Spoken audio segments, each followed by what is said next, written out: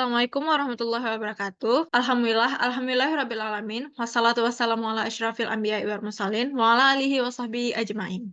Segala puji bagi Allah yang telah memberikan kita kesempatan sehingga kita dapat berkumpul pada Zoom yang telah tersedia ini.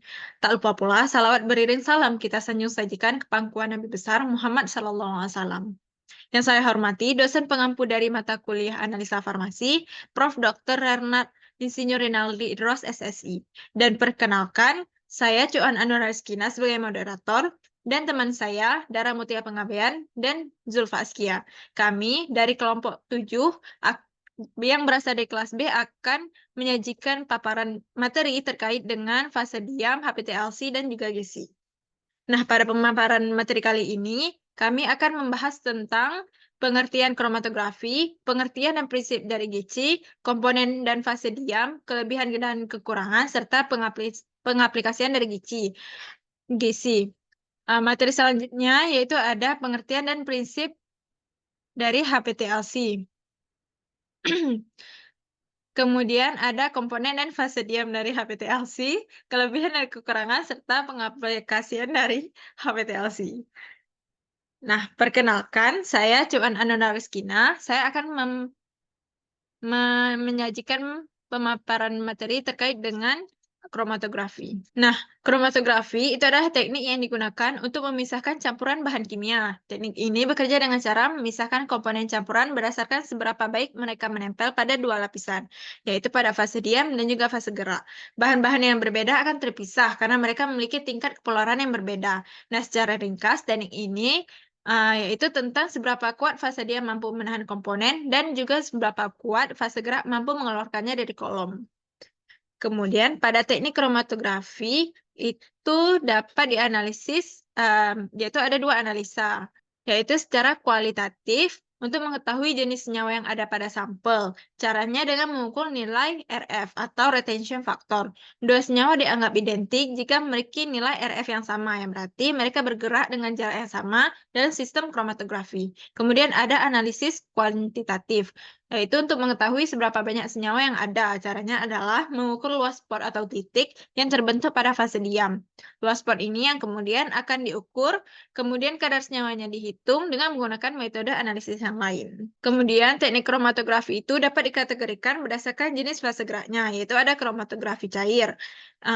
Kromatografi ini sering disebut dengan kromatografi kolom sederhana, di mana cairan bertindak sebagai fase gerak dan fase diamnya itu adalah zat inert, berupa zat padat seperti silika gel, aluminia, dan selulosa yang disanggah dalam kolom. Saat menyajikan kolom pada kromatografi cair, fase diam tuh harus dijenuhkan dengan pelarut karena udara yang ada dalam fase diam itu akan mengganggu kelancaran aliran dan akan mengakibatkan pemisahan yang tidak efisien atau tidak lengkap. Contohnya itu ada HPTLC atau High Performance Thin Layer Chromatography.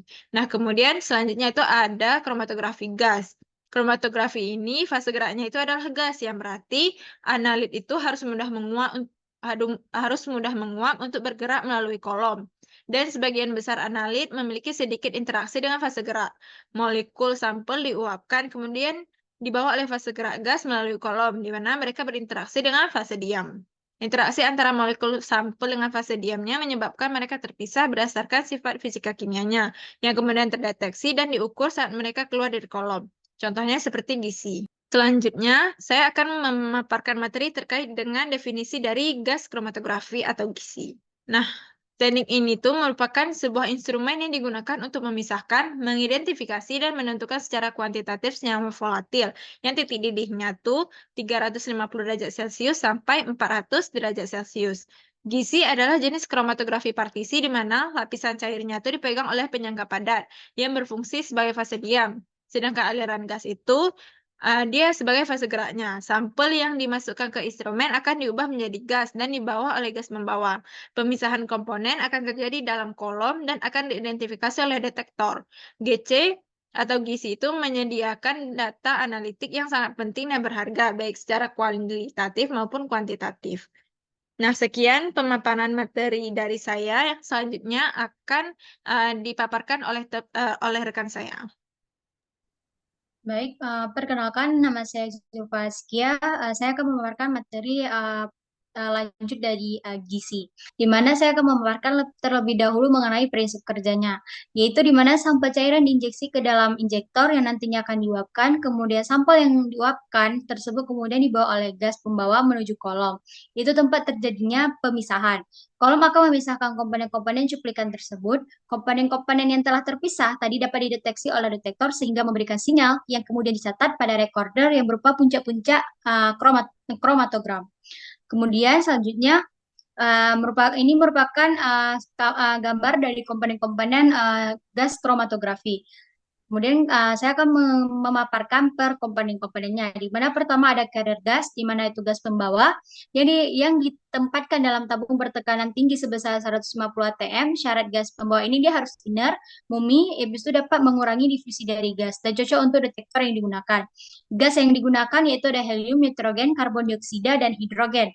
Di mana carrier gas ini berfungsi sebagai fase gerak yang digunakan untuk membawa sampel melalui kolom pemisah dalam kromatografi gas. Selanjutnya ada flow controller, di mana dia terdapat pada bagian instrumen yang berfungsi sebagai pengatur laju aliran gas pembawa, di mana laju alir itu harus dapat diatur secara hati-hati sehingga dapat diketahui berapa laju alir optimumnya. Selanjutnya ada sampel injection port, yaitu sampel tempat injeksi sampel, yaitu berfungsi untuk cuplikan yang dimana dimasukkan ke dalam sistem kromatografi gas dengan cara menginjeksi. Kemudian dipisahkan di dalam kolom pemisah, kemudian penginjeksian sampel dapat dilakukan secara manual ataupun otomatis. Yang itu dia sesuaikan dengan jumlah sampelnya. Hal yang dilakukan dengan pertolongan jarum injeksi yang disebut dengan gas take shrink, di mana pengujian ini sampel tidak boleh terlalu banyak karena gizi ini sangat sensitif. Kemudian komponen selanjutnya itu kolom yang merupakan jantung dari kromatografi gas. Bentuk dari kolom ini ada yang lurus, ada yang bengkok, misalnya berbentuk V dan W, kumparan, dan spiral. Kolom ini dia bertindak sebagai tempat terjadinya pemisahan untuk komponen-komponen dalam sampel. Dalam sampel gas karena di dalamnya itu terdapat fase diam, yaitu terdapat dua jenis kolom, yaitu pada gizi yaitu kolom kemas, yaitu packing kolom, dan kolom kapiler yaitu capillary kolom. Selanjutnya ada detektor, di mana detektor ini bertindak sebagai pendeteksi komponen-komponen yang telah dipisahkan dari kolom, di mana suhu detektor itu harus panas agar tidak menggembung. Detektor dalam gizi ini dilakukan untuk memunculkan sinyal listrik hasil elusi gas pembawa dari kolom. Yang terakhir ada kromatogram, di mana sebelum kromatogram itu ada recorder yang berfungsi untuk mencetak hasil percobaan dari sebuah kertas yang hasilnya disebut kromatogram, yaitu kumpulan puncak grafik. Kemudian kromatogram itu adalah hasil visual yang diperoleh dari hasil teknik pemisahan komponen campuran menggunakan kromatografi. Waktu retensi dan ketinggian puncak ditentukan dan digunakan untuk menyelidiki lebih lanjut sifat kimia atau kelimpahan sampel. Selanjutnya ada fase diam gizi, di mana fase diam gizi ini terdapat di dalam kolom yang merupakan tempat terjadinya pemisahan dari komponen senyawa. Itu bisa berupa padat atau cair. Fase diam dalam kolom gizi ini dia terbagi atas dua, ada kolom kemas, yaitu kolom yang logam, dia berbentuk kaku, kemudian diisi dengan partikel kecil yang dilapisi dengan lapisan tipis polimer, yang dimana panjangnya itu sekitar 1-5 meter dengan diameter 1-4 meter. Kemudian kolom kemas ini dia memiliki keunggulan dibandingkan dengan kolom kapiler, yaitu keunggulannya itu kapasitasnya tuh sampelnya tuh 10 hingga 1000 kali lebih besar keunggulannya, dan dia dapat dianalisis sampai dalam jumlah yang besar. Ini merupakan gambar bentuk dari kolom kemas. Kemudian yang kedua ada kolom kapiler, di mana dia kapiler kolom yang mana dia berbentuk tabung kaca atau tabung silika yang leburannya tuh leburan dengan diameternya tuh antara 0,20 sampai 0,53 mm dengan panjang 50 sampai 100 meter. Di mana dia permukaan bagian dalam kolom kapiler dilapisi dengan lapisan tipis fase diam sehingga molekul zat terlarut masih bersentuhan dengan dinding bagian di dalam pipa. Kemudian sebagian besar fase diam kolom kapiler itu berikatan silang dan terikat secara kovalen pada permukaan silika yang menyatu. Di samping adalah gambar dari bentuk kolom kapilernya. Selanjutnya Selanjutnya jenis fase diam gizi, yaitu terbagi dua. Yang pertama ada gas solid kromatografi, yaitu GSC, yaitu di mana fase diam itu ada zat padat seperti silika, alumina, karbon. Kemudian proses pemisahannya itu karena adanya absorpsi pada permukaan padatan. Gizi ini sangat sebatas penggunanya karena adanya masalah tiling pada peak yang disebabkan oleh absorpsi instrum non-linear dan adanya penutupan permukaan padatan oleh gas-gas yang mudah bereaksi sehingga luas permukaan padatan menjadi kurang. Kemudian yang kedua ada gas liquid kromatografi yaitu GLC di mana fase diamnya adalah liquid atau cairan dan volatil yang senggang pada permukaan padatan dalam bentuk tipis. Prinsip pemisahannya itu dia contohnya itu ada polisilolakson. Selanjutnya jenis-jenis fase diam gizi itu berdasarkan kepolaran di mana ada fase diam dari polyethylene glycol dengan suhu 200 derajat Celcius dia merupakan senyawa polar. Kemudian sampai menggunakan itu ada amina, alkohol, keton, dan aromatik. Yang kedua ada metil vinyl silikon dengan suhu 300 derajat Celcius. Dia merupakan senyawa semipolar dengan sampai gunakan itu untuk semua jenisnya. Kemudian fase yang ketiga itu ada metil silikon dengan suhu 350 derajat Celcius merupakan senyawa nonpolar yang sampai digunakan itu ada ester dan steroid. Selanjutnya, cara fase diam gizi. Yang pertama itu harus bersifat inert. Yang kedua itu komponennya itu harus memiliki koefisien partisi yang berbeda-beda. Ketiga ada stabil dalam pemanasan. Yang keempat ada berupa senyawa polimer dengan polaritas yang berbeda-beda. Yang terakhir itu ada fase diamnya itu yang digunakannya itu 2-30%. Kemudian kelebihan dan kekurangan gizi, di mana kelebihannya itu dia peralatannya itu sederhana dan mudah didapat, sensitivitas tinggi sehingga dapat memisahkan berbagai senyawa yang saling bercampur dan mampu menganalisis berbagai senyawa. Yang terakhir itu digunakan untuk isolasi senyawa polar dan non-polar dari campuran. Di mana kekurangannya itu terdapat alat gizi ini memiliki harga yang cukup mahal, kemudian teknik kromatografi gas itu terbatas untuk zat yang mudah menguap. Yang terakhir ada kromatografi gas tidak mudah dipakai untuk memisahkan campuran dalam jumlah yang besar. Kemudian yang terakhir itu ada aplikasi gizi. Yang pertama adalah sisa analisis pelarut, yang kedua ada analisis berbagai gugus fungsi, kemudian persentase kemurnian senyawa farmasi, analisis penyalahgunaan obat-obatan, menentukan identitas produk alami yang mengandung campuran kompleks dari senyawa serupa. Yang terakhir dalam studi metabolimik, yaitu zat kimia berbentuk selama proses metabolisme, yaitu digunakan untuk memahami bagaimana organisme memproses zat kimia dan untuk mencari biomarker penyakit atau efek obat. Kemudian sekian pemaparan materi dari saya. Selanjutnya akan dilanjutkan oleh rekan saya. Baik, perkenalkan, saya Joanna Naraskina. Saya akan memaparkan materi terkait dengan definisi HPTLC dan prinsip kerjanya.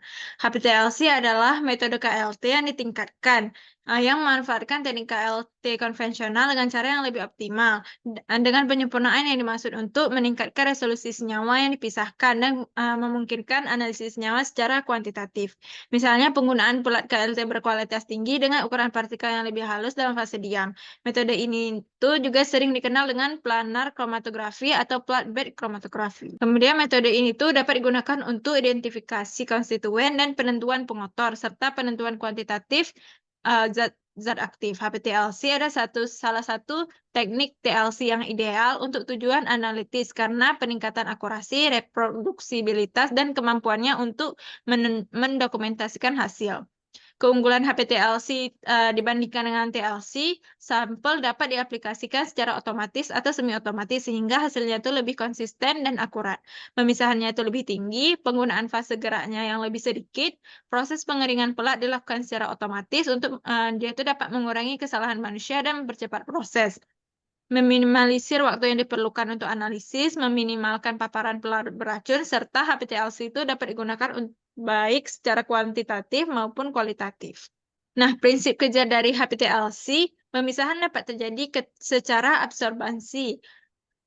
absorpsi atau partisi, tergantung pada sifat absorben pelat dan sistem pelarut yang digunakan. Pemisahan sampel berdasarkan perbedaan kepolaran antara sampel dengan fase gerak atau pelarut yang akan digunakan. Fase gerak mengalir melewati fase diam. Karena adanya aksi kapiler, komponen-komponen tersebut bergerak sesuai dengan afinitasnya terhadap absorben.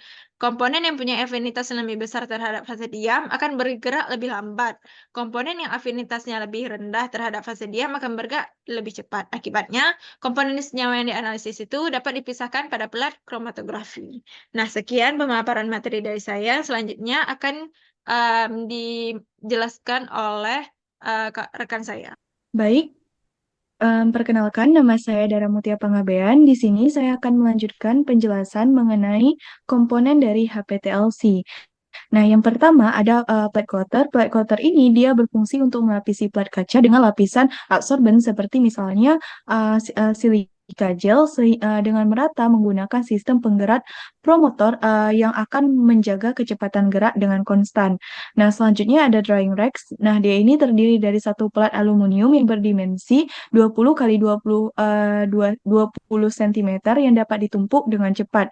Nah, alat ini berfungsi untuk mengeringkan plat tadi yang telah dilapisi dengan absorben, sehingga memastikan bahwa plat tersebut benar-benar kering dan tidak ada kelembapan yang dapat menghambat proses pemisahan. Selanjutnya adalah plat cutter. Plat cutter ini digunakan untuk memotong plat HPTLC dengan mudah dan lebih tepat. Pemotongan plat itu dia dilakukan dengan ketebalan sampai 3 mm. Selanjutnya ada plat heater. Plat heater dia ini dirancang untuk memanaskan plat TLC pada suhu tertentu sambil memastikan pemanasan homogen di seluruh plat. Nah, permukaannya itu dia tahan panas terhadap semua reagen dan dia ini mudah dibersihkan. Selanjutnya ada development chamber. Dia ini merupakan wadah yang dapat disegel dengan rapat sehingga atmosfer dalam wadah ini jenuh dengan cairan di dalamnya. Nah, dia ini digunakan wadah ini merupakan tempat di mana plat HPTLC akan diletakkan bersama dengan fase gerak untuk proses pengembangan. Selanjutnya ada scanning densitometer. Nah, dia ini digunakan untuk menganalisis plat setelah pemisahan. Dia akan mengukur cahaya tampak, serapan UV, atau fluoresensi. Dia ini berfungsi mengubah titik pita yang tadi pada plat menjadi kromatogram yang terdiri dari puncak. Yang terakhir ada derivatization device. Dia ini berfungsi untuk mengubah zat non penyerap ke dalam terdeteksi dan meningkatkan pendeteksian pada semua komponen sampel. Dia ini akan menerapkan derivatisasi pada plat setelah pengembangan. Selanjutnya adalah fase diam HPTLC. Nah, fase diam itu adalah fase tetap di dalam kolom berupa partikel berpori yang kecil yang akan dilapisi dengan absorben dengan ketebalan 100 sampai 250 mikrometer dengan ukuran partikel pada kolom 5 sampai 6 mikrometer. Nah, standarnya itu ukuran plat adalah 20 dikali dengan 10 cm. Kolom itu dia berfungsi untuk memisahkan senyawa yang ada pada suatu sampel. Adanya pemisahan itu dia terjadi karena adanya perbedaan kecepatan aliran senyawa dalam sampel ketika dibawa oleh fase gerak. Sampel itu akan didorong oleh fase gerak melalui celah-celah pada partikel untuk melewati kolom dengan ukuran yang lebih kecil akan lebih mudah dalam melewati celah daripada ukuran senyawa yang lebih besar. Selanjutnya, untuk menjadikan lapisan lebih kohesif, bahan-bahan absorben itu dia biasanya dicampur dengan bahan pengikat seperti CaSO4. Nah, CaSO4 ketika ditambahkan ke dalam bahan absorben dia itu dapat mengisi ruang-ruang kosong di antara partikel sehingga membantu untuk mendekatkan partikel-partikel agar berikatan lebih erat sehingga akan meningkatkan kohesivitas dari absorben tersebut. Selanjutnya adalah jenis fase diam. Fase diam seperti yang telah dijelaskan adalah lapisan tipis absorben pada permukaan lembar aluminium. Nah, fase diam ini biasanya terdiri dari bahan yang dapat menyerap, memisahkan, dan mendeteksi komponen dalam sampel. Nah, pelat yang telah dilapisi sebelumnya itu akan digunakan sebagai fase diam. Berikut adalah 4 fase diam yang umum untuk digunakan. Yang pertama adalah silika gel. Silika gel ini dia sangat efektif dalam berbagai senyawa dan yaitu sering digunakan hampir 80% dari proses kromatografi. Nah, selanjutnya ada aluminium oksida atau alumina. Nah, alumina itu dia digunakan untuk aplikasi khusus pada senyawa-senyawa yang mungkin sulit dipisahkan dengan silika gel. Selanjutnya ada slide. Slide ini dia memiliki sifat yang cukup inert dan memiliki porositas yang tinggi sehingga dia ini cocok untuk pemisahan senyawa yang kompleks. Selanjutnya ada SELG atau Modified Silica Gel. Dia ini modifikasi pada silika gel itu dia berfungsi untuk meningkatkan selektivitas dari fase diam tersebut dengan menambahkan seperti reagen yang selektif untuk meningkatkan selektivitas atau kepekaan terhadap kelompok senyawa tertentu. Selanjutnya adalah jenis absorben pada HPTLC. Yang pertama, berikutnya ini adalah pengaplikasian pada absorben yang telah disebutkan sebelumnya. Pada silika gel, dia itu biasa digunakan pada kromatografi partisi dan absorpsi, dia itu sekitar 80% analisa menggunakan lapisan ini. Selanjutnya ada alumina, dia ini paling aplikasi yang paling sering pada alkaloid dan steroid, kemudian selulosa dia pada asam amino, dipeptid, gula, dan antibiotik. Kemudian bahan yang tidak dapat dikromatografi dengan silika gel. Terakhir ada chemical modified silica gel. Dia ini cocok untuk NH2, COOH, CN, dan CH1R. Nah, berikut adalah silika gel berikut adalah fase diam yang umum digunakan. Ada silika gel dan alumina. Nah, keduanya ini memiliki gugus fungsi yang cenderung polar, seperti misalnya gugus sinol pada silika gel. Nah, sehingga keduanya ini akan lebih cocok untuk mengabsorpsi senyawa yang polar. Karena sifat polar ini, maka sampel yang memiliki kandungan analit yang lebih polar akan cenderung terikat dengan fase diamnya sehingga akan memperlama waktu retensinya. Pada sampel yang memiliki komponen yang nonpolar, maka dia akan lebih mudah terelusi karena tidak terikat dengan gugus fungsi pada fase diamnya. Karena itu, semakin besar gugus hidroksil fase diam, maka akan semakin kuat daya retensi ataupun daya serap pada analit polar. Dan analit polar itu dia tidak akan polar itu dia tidak akan tertahan sehingga akan terelusi lebih awal.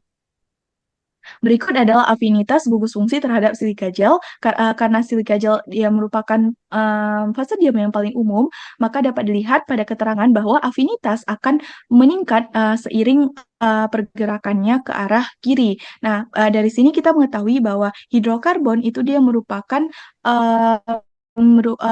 senyawa yang memiliki afinitas paling rendah terhadap silika gel. Hal ini karena senyawa hidrokarbon itu dia biasanya itu dia cenderung bersifat nonpolar dan memiliki afinitas yang rendah terhadap permukaan polar pada silika gel. Begitu pada fosfat dan sulfat, mereka ini memiliki memiliki gugus fungsi hidroksil atau amina yang bersifat lebih polar sehingga afinitasnya itu akan sangat kuat dengan silika gel yang menyebabkan kedua senyawa tersebut akan memiliki waktu retensi yang lama pada fase diam silika gel. Selanjutnya adalah bahan plat yang sering digunakan, ada kaca, polister, dan aluminium. Nah, ketiganya ini memiliki kelebihan dan kekurangan masing-masingnya. Pada kaca, dia itu tahan terhadap panas, sedangkan kekurangannya itu rapuh dan biayanya lebih mahal. Kemudian beratnya itu dia cukup tinggi. Kemudian ada polyester. Polyester ini dia lebih ekonomis untuk diproduksi, tidak bisa pecah, bahan packingnya itu lebih sulit dan bintik-bintiknya itu dapat dipotong dan dielusi sehingga dapat menghilangkan debu pengikisan. Namun kekurangannya itu dia dapat terjadi reaksi kering ketika suhunya itu dia melebihi 120 derajat. Selanjutnya ada aluminium, dia ini akan meningkatkan ketahanan suhu. Kekurangannya elemen dengan asam mineral atau amonia yang tinggi, dia itu dapat merusak aluminium. Selanjutnya adalah syarat fase diam. Syarat fase diam, ketebalannya itu harus digunakan 0,1 mm. Dia bersifat inert untuk tidak berinteraksi dengan analit dan juga harus memiliki absorpsi kuat sehingga akan menahan sampel lebih lama. Berikut adalah tingkat kepolaran dari masing-masing fase diam. Nah, di sini dapat dilihat bahwa yang paling semakin ke atas maka kepolarannya akan meningkat, di mana yang paling rendah adalah hidrokarbon kuat silika. Nah, hal ini terjadi karena dia memiliki fase diam nonpolar sehingga disebut dengan reverse phase. Nah, semakin ke atas maka kepolarannya akan meningkat dan yang memiliki kepolaran paling tinggi adalah aluminium oxide. Selanjutnya adalah kelebihan dan kekurangan HPTLC. Dia ini kelebihannya itu dia mampu memisahkan dan menentukan kuantitatif 17 sampel secara bersamaan. Namun dia ini memiliki kekurangan mahal dan juga kelebihannya lain, sampel itu dia jarang memerlukan pembersihan dan kolom dapat digunakan kembali. Selain itu, identifikasi komponen dapat dilakukan dengan reaksi warna, fluorensasi, atau radiasi menggunakan sinar UV. Namun kekurangannya, panjang pelat itu terbatas sehingga pemisahan hanya terjadi pada panjang tertentu dan harus disesuaikan kondisi pengoperasiannya. Terakhir adalah pengaplikasian HPLC. Dia ini cocok diaplikasikan dalam analisis industri farmasi, kimia klinis, kimia forensik dan biokimia, kemudian kosmetik, analisa obat makanan dan obat-obatan, dan terakhir analisa lingkungan. Berikut adalah referensi yang kami gunakan. Sekian pemaparan dari saya kembalikan kepada moderator.